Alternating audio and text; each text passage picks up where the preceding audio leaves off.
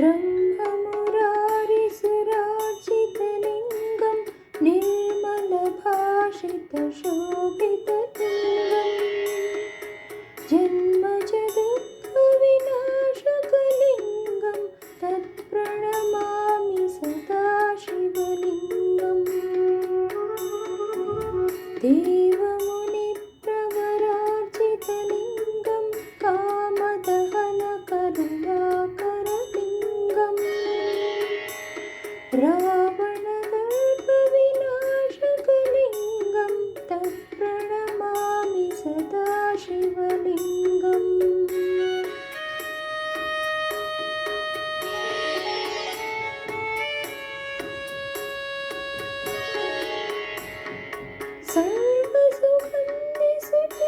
सर्वसुगन्धिसुलेपितलिङ्गं बुद्धिविवर्धनकारणलिङ्गं सिद्धसुरासुरवन्दितलिङ्गं तत्प्रणमामि सदा शिवलिङ्गं कनकमहामणिभूषितलिङ्गं फणिपतिवेष्टितशोभितलिङ्गम् दक्षसुयज्ञविनाशनलिङ्गं तत्प्रणमामि सदा शिवलिङ्गम्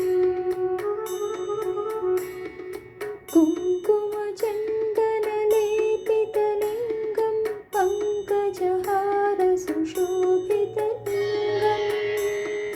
सञ्चितपापविनाशनलिङ्गं तत्प्रणमामि सदा शिवलिङ्गम्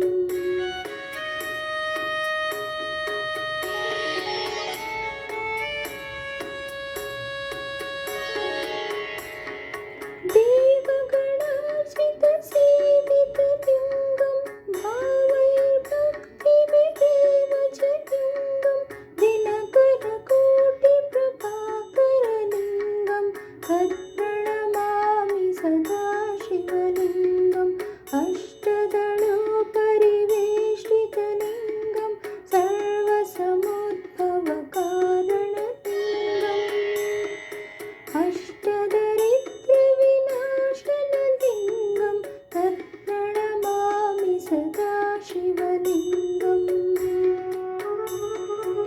सुरगुरुसुरवरपूजितलिङ्गं सुरवनपुष्पसदार्चितलिङ्गम् परात्परं परमात्मकलिङ्गं तत्प्रणमामि सदा शिवलिङ्गम् लिङ्गाष्टकं मतिं पुण्यं यः पठेत् शिवसन्निधौ शिवलोकमवाप्नोति शिवसेन सह मोदते।